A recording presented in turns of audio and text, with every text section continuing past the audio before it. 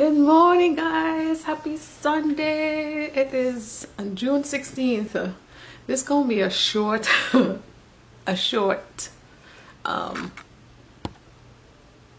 coffee chat because I got up really early and I went to the gym. What time I got there? Like 6:40, and it's a good thing because it is pouring rain right now.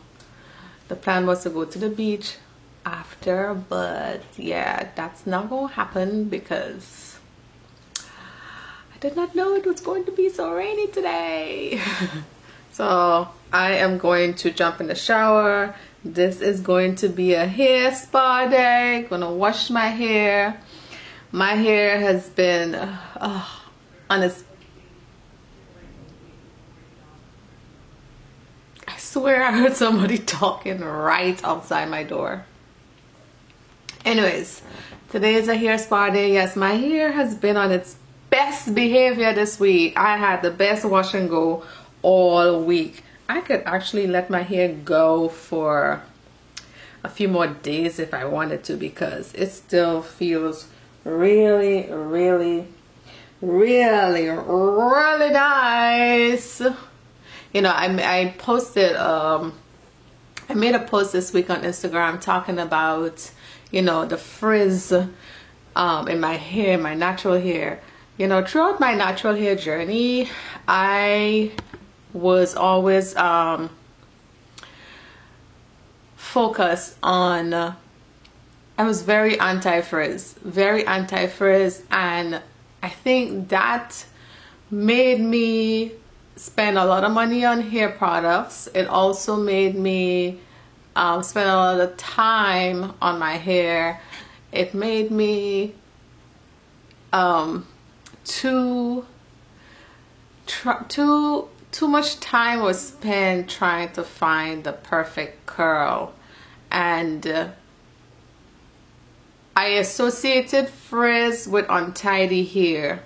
So wanting to have, you know, tidy hair, I would always like be wetting my hair, putting products after products because it's too frizzy, it's untidy.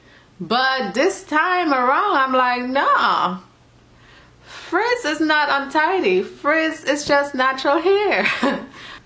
So I had to tell myself, no, natural hair will naturally be frizzy and it's okay. So it has given me such a freedom to play with my hair. Like, I would never touch my hair after my hair was done. Like, what? Because it will get frizzy. But now I don't care. I don't care as long as it has some type of shape and it looks moisturized. Yeah, I have a different attitude. And it's given me the freedom to just let my hair go and stop being so boxed in and always trying to perfect that curl. Yeah. So, oh God, there were so many things I wanted to talk about. Oh, I can only pick one because I'm watching my battery. I forgot to charge my battery and it's about to die. I'll talk about Juvia's Place. I don't get caught up in the hype of new products, and I have gotten over that whole consumerism behavior. I mean, I still shop, don't get me wrong, but I shop with, you know, I'm very, I shop with intention. So whenever I buy something, I try to make sure it's something that I will use. It's something that, you know, is gonna bring me joy. It's gonna bring value to my life. I mean, that's kind of deep, right? But seriously, it's like I try not to buy stuff just because everyone else is buying it, or get all caught up in hypes. And I got caught up in the Juvia's hype. I have to admit I did. And sidebar, if you have a chance, there is a show on Netflix called, what is it called? It's called The True Cost.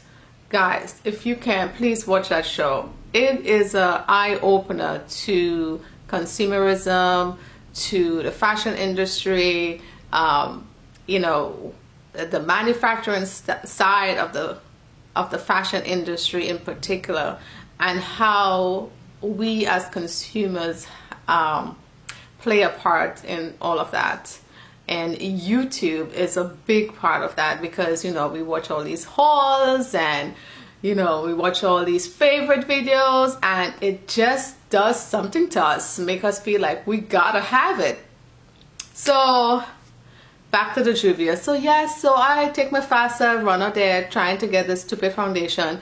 4 times I go into Ulta trying to get a stupid foundation, and needless to say, none of the foundations worked out for me.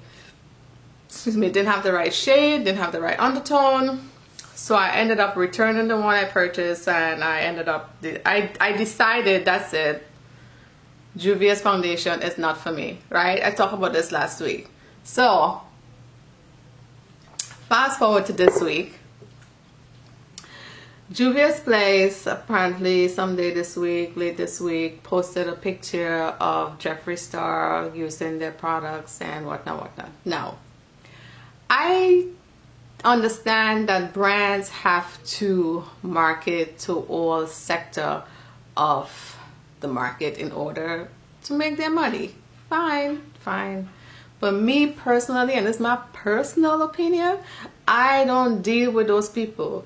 Jeffree Star and his whole clan. Jeffree Star is clearly racist, and I don't deal with anything associated with him. That whole clique in the beauty community, I don't deal with. I don't associate anything that has to do with them. Okay, they're full of drama.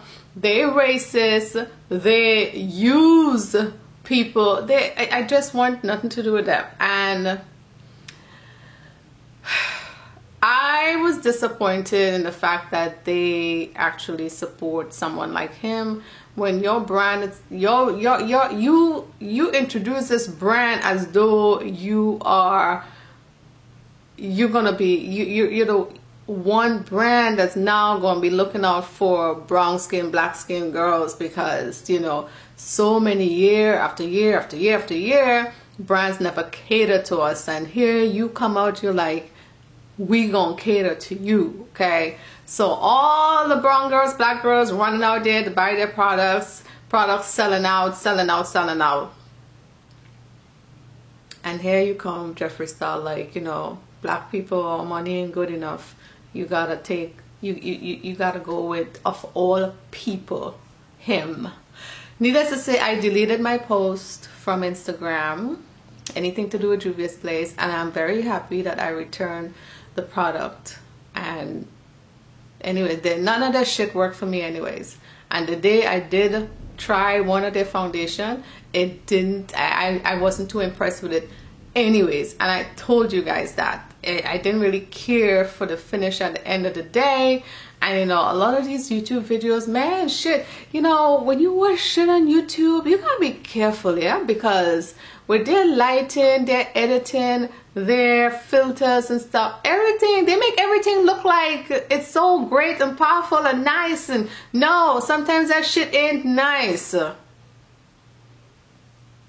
So that's just how I feel about Juvia's Place. And I know about all the drama with Juvia's Place prior to this, but I was like, it's a black owned business, and again, we think it's a black owned business, right? Do we really know? But we think it's a black owned business, and we're like, we're gonna support, and you're just gonna slap us in the face and be like, well, fuck all of you all.